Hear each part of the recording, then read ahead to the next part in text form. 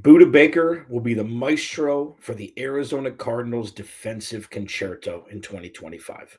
Let's discuss.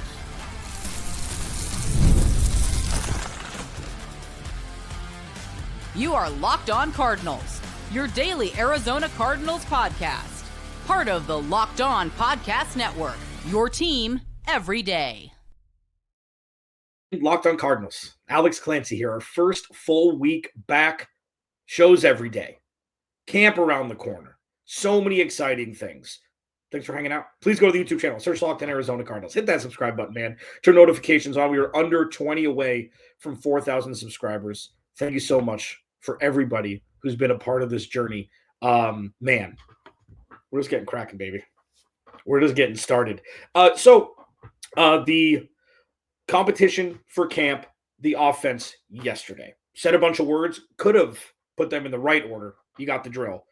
Today, on the defensive side of the ball. Now, I'm going to focus on a couple position groups, but, we'll do the DB room, specifically the cornerbacks in the last segment. Can the young dudes eat? Can they be set and forget?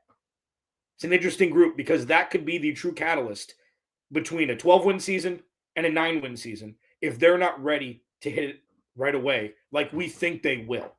The front seven competition, the front in general, depending on what, base Nick Rallis and Jonathan Gannon's evil genius wizardry would like to, conjure up in any given down. What's that going to look like? What's the competition going to be? Is it Walter Nolen if it's close? Or do you let the kids sit for a little bit and let Dalvin Tomlinson, Calais Campbell, Darius Robinson, etc., kind of get the momentum going, and then you let the quick twitch dude come in, third downs only, second and third downs only, depending on down and distance, things like that. I'll talk about that in the second segment.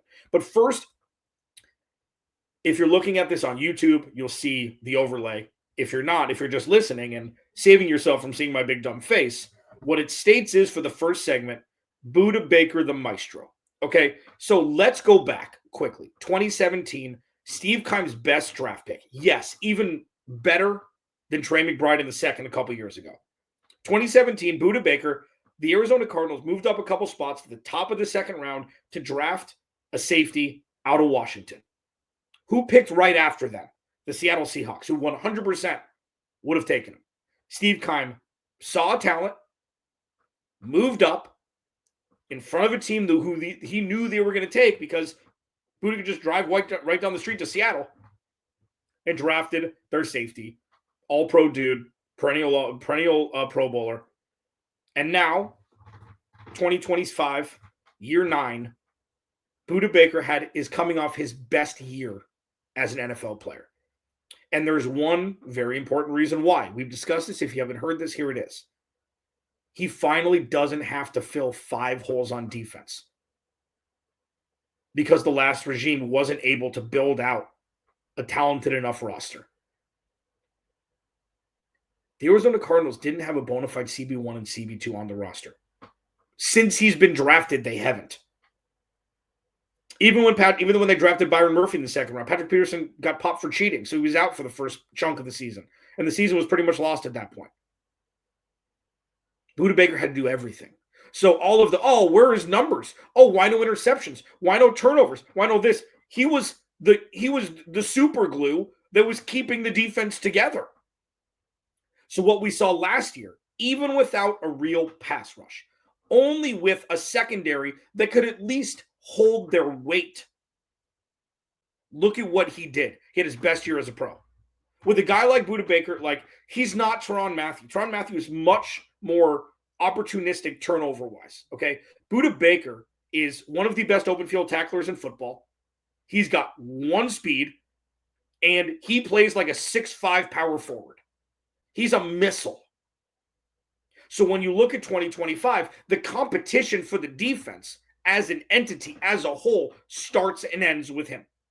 He is the maestro. He is the conductor. He is the coach on the field. He sees everything over the top. He will be in the spots where the Cardinals are weakest at any given play, depending on the stack, a 3 wide receiver bunch set on the right, heavy formation, whatever they're up against. Budda Baker will be the dude to fill the hole that's necessary. He's the trusted eyes over the top. It is his symphony. It is his body of work. He is the one that makes the heart beat. It doesn't matter where else the talent has been dispersed. It doesn't matter that they've got maybe the deepest defensive roster they've had in 20 years, really top to bottom. It starts and ends with him. And the Cardinals are in such a fantastic and strong spot with that the case. With that being the case.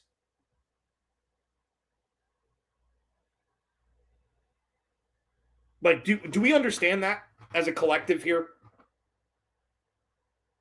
Budda Baker, if it was anybody, like, really, you know, the whole, oh, he requested a trade. No, he didn't.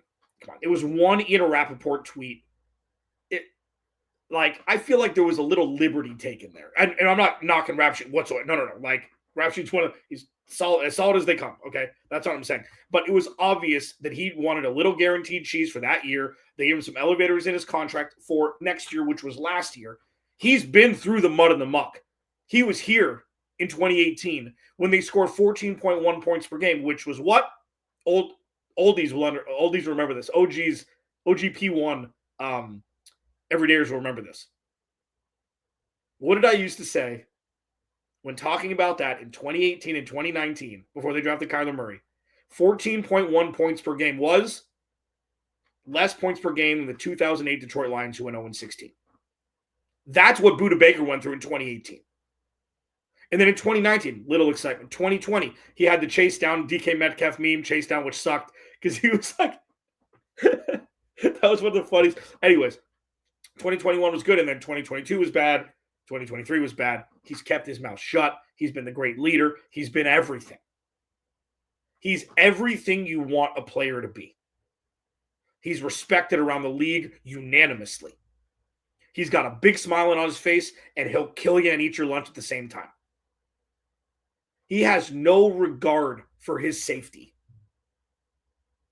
And he just goes out there and plays harder than anybody. He is the maestro of this defense for 2025. And when you look at, there's a lot of question marks. There are a lot of things going on that, we don't really know what's going to happen with this specific group. Is this offense going to emerge? There is one thing that is for certain. Budda Baker ain't going to let you down.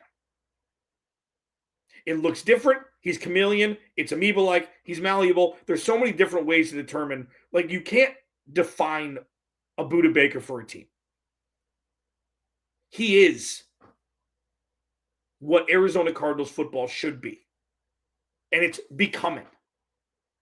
That was what Monty Osborne, one of the first things he said, one of the first stills of Monty Osborne as a GM was him shaking Budda Baker's hand. It's like, you want everybody to play like him.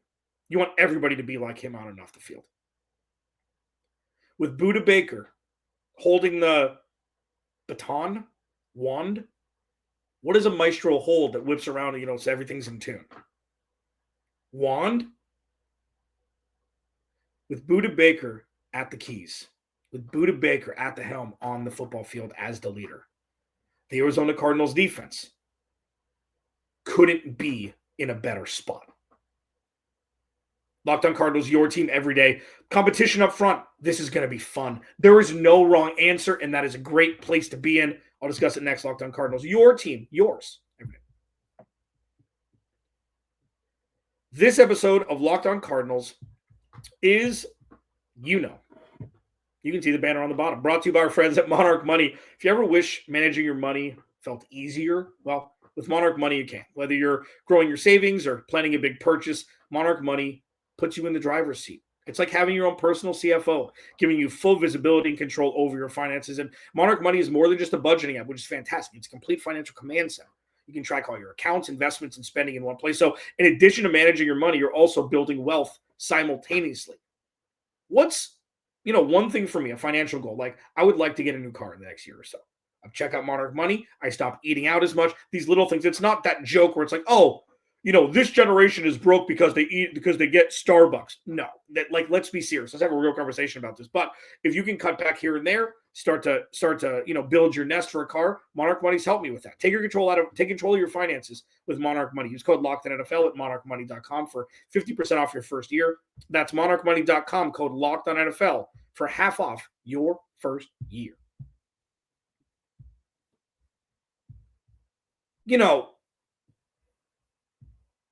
Budda Baker is just, you could talk about the dude forever. You could talk about him forever.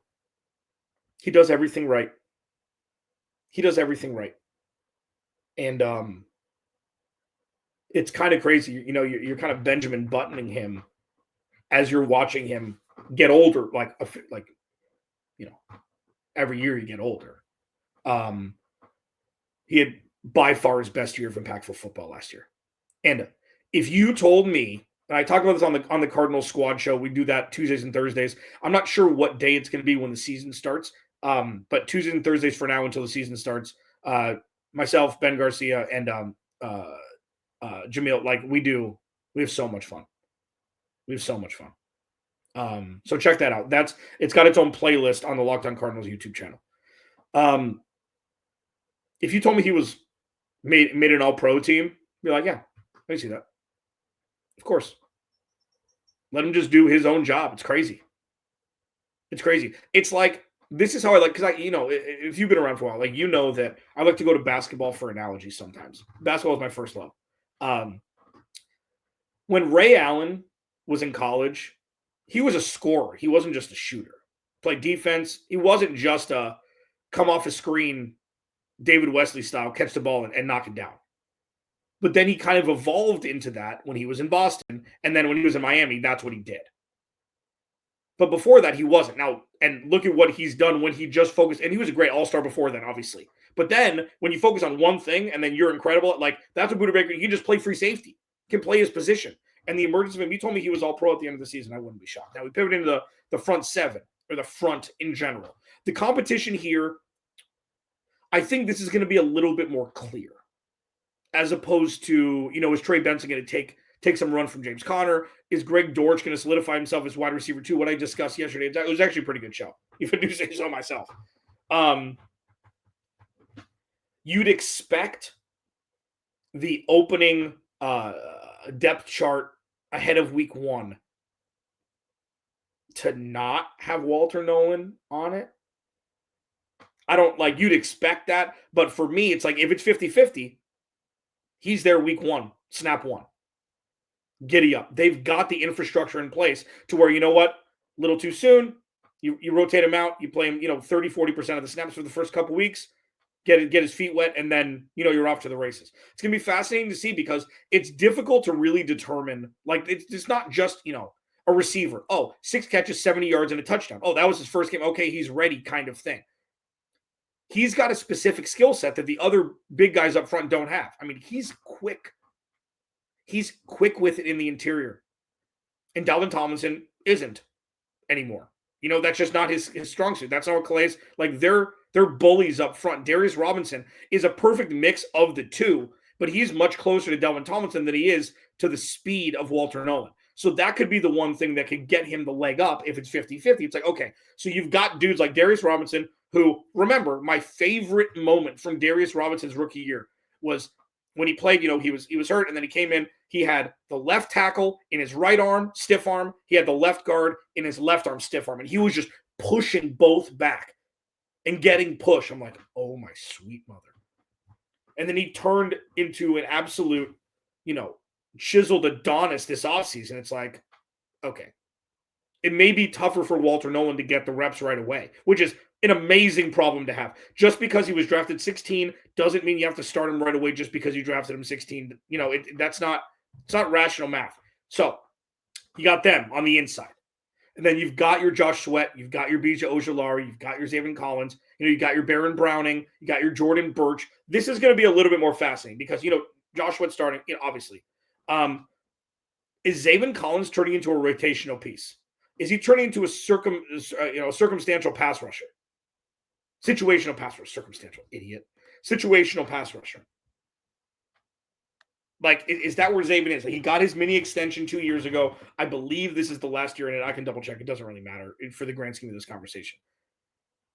Is he going to be the odd man out? Can BJ Ojulari just be Arizona Cardinals comeback player of the year? Like, remember, so during mock drafts, going into the draft 2 years ago, and BJ Ojulari got drafted 3 years ago. Yeah, 3 years ago. Sorry. I wanted them to take him at the top of the second round. They ended up trading back with Tennessee. Tennessee drafted Will Levis. The Cardinals got an extra third-round pick, which turned into – it didn't turn into Garrett Williams. Garrett Williams or Michael Wilson. And they got BJ Ojulari with the trade back. It's like, oh, perfect. BJ Ojulari wore number 18 at LSU. Caroline Fenton, who was the host of Lockdown LSU, came on after they drafted him, and they said, number 7 is the best player on the team. Number 18 is the everything guy everybody trusts on and off the field. BJ Ojulari wore 18. LSU's defense is nothing to sneeze at for the last 25 years. When somebody comes from a program like that and has the respect of his peers on and off the field because of his production on the field and what he does in the locker room and otherwise, that doesn't go away because he had a couple injury bad lucks. Now, if he comes into camp or if he comes into the season, he gets hurt again, we're having different conversations. But the dude, like, let's not just sleep on him because he hasn't been around. He could absolutely be a force. And if he is, we're talking top 5 defense for the Cardinals. Like, the what ifs with all of these competitions aren't all the unknown like other position groups like I'm going to talk about in the next segment. The front for the Cardinals, there's already so many established, talented players on there with, Calais Campbell, Dalvin Thomas, and Josh Sweat. Sure, the first two a little bit older than maybe what you'd like as your trustworthy guys, but they've shown no signs of slowing down, especially with a group like the other guys they have on the outside. Nobody has to be elite with this group. That's what people have trouble understanding. Like, when I say it's about the floor, that's my campaign for this offseason. It's about the floor, not the ceiling. And the floor for the pass rush is higher than it's been in 20 years. At least on paper. We need to see it, of course. But when you look at the front competition, it's like, man, are the younger dudes going to be able to get any run? That's a great problem to have. And it's not because the young dudes aren't talented. It's because there's only so many defensive snaps in the game. When it comes to like Jordan Birch and Zaven Collins specifically, BJ Ojulari, I guess you could say, unless he rips it from this player, Baron Browning has proven that he's more than serviceable as that second pass rusher off the edge. He's shown it. And it's not about sacks. It's about pressures that yield opportunity for turnovers. Jonathan Gannon says, we don't care about sacks. We want the ball. Which is pretty obvious, but, people look, you want to get pressure. You want to get the quarterback's jersey, dirty, whatever, like all the cliched stuff. But the competition up front is like, for me, if it's a tie, go to the Rook. You just do it. I'm not saying Jordan Birch. I'm saying Walter Nolen. If it's a tie, go to the Rook. Because he's got a skill set that is unique to this front that other players don't have. So that could be a leverage point that maybe if he's not entirely ready, it's not rushing him because what he does naturally is what this front desperately needs. And if there's one thing that Jonathan Gannon and Nick Rallis do excellently, is find what players do really well and let them just do that as the focal point. Could work out pretty well for Walter Nolen come week 1 in New Orleans. What about the young dudes in the cornerback room? It's fascinating. Have I given them too much credit? And this isn't going to be a negative statement. Have I given them too much credit and just kind of written it off as a win? No, but it's not far off from that. I'll discuss next.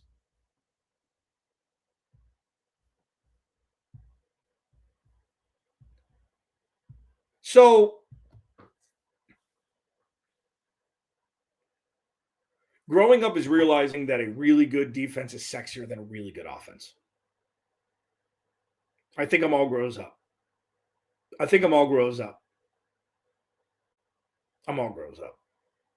So, when you're looking at this secondary, And I'm kind of walking around my room like I got a tennis ball in my hand. I'm bouncing it with my left hand, bouncing it with my right hand, just kind of thinking about this DB room specifically, like cornerback room specifically.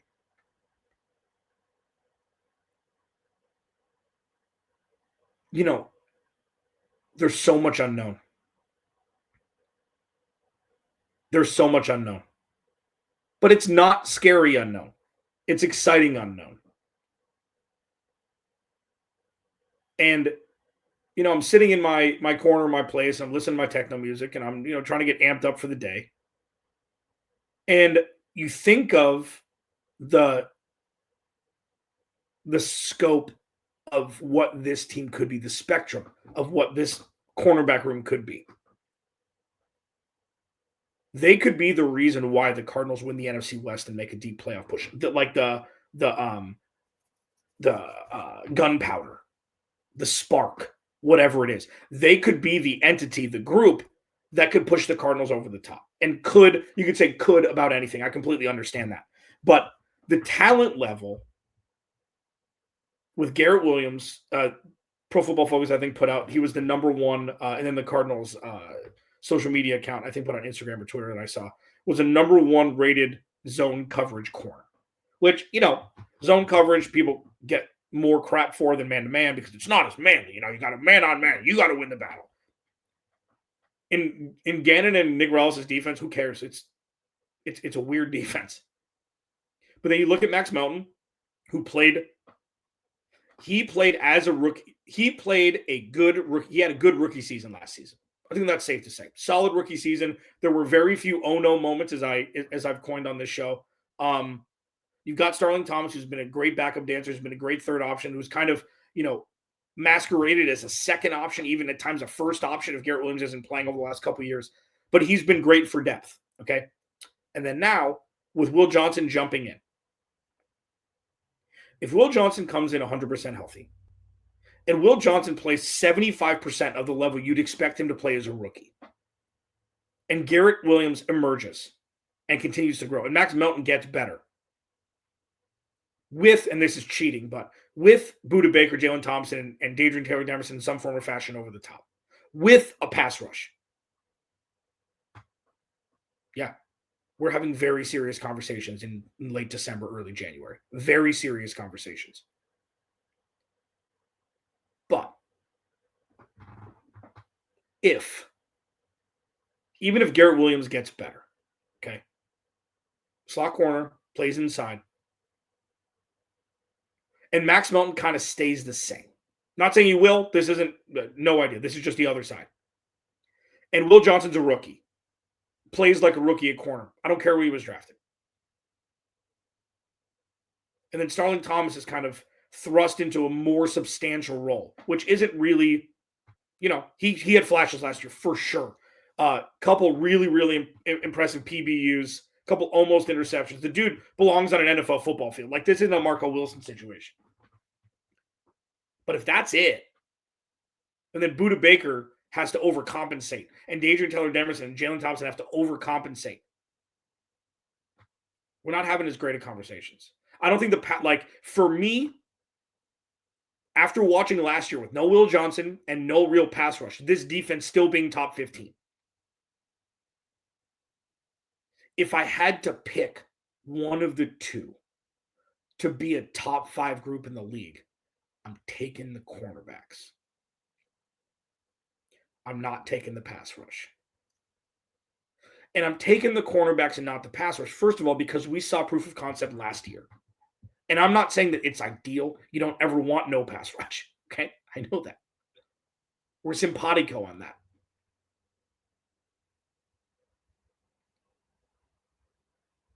But with what Nick Rallis and Jonathan Gannon can do, and what really kind of flipped the script last year, even though the numbers don't really show it, especially after the first month, the Cardinals went on a tear with sack numbers early on. A tear. And then nothing. But then you have a little glimmer of hope when they started sending Mac Wilson and Budda Baker at the same time. They started doing the exotic blitz packages that Nick Rallis really had to, cook up in the kitchen there. Like, okay, this ain't working. What will work? Traded for Baron Browning. Okay, started to get a little juice, started to get a little push, but it was never really any sort of real semblance of a pass rush. and the cornerback room held. The DB room as a whole held for the most part. It wasn't perfect for the most part. If both work, top 5. So the competition for the CB room is against themselves. There's not really, well, who's going to start here? Who's going to start here? I said if it's 6 and 1, half a dozen of the other, start the rookie. I still hold to that, but it's not like there's like, I know that Elijah Jones is there from BC. They drafted in the mid rounds last year. Like, I know that they've got dudes, but they haven't brought in like some form of fashion of a Stephon Gilmore from 2 or 3 years ago, like an anchor corner who's still got some scoot, who isn't going to get burned on the outside, things like that. They didn't bring it. They're going with the youth movement.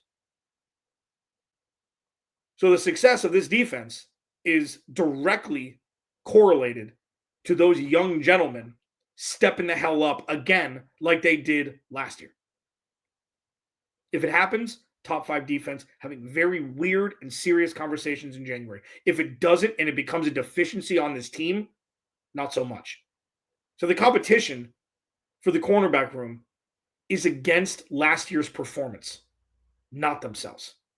Fascinating position to be in. Alex Clancy, Locked On Cardinals. Remember, without you, there is no me. Have a great weekend. Camp starts Tuesday of next week. I will do a hard reset on this offseason as a whole as we really actually witness what we've been waiting 3 years for, the official unveiling of the final version of Arizona Cardinals 2.0. Let's do it. That's Monday of next week. Remember, without you, there is no me. I'll talk to you then.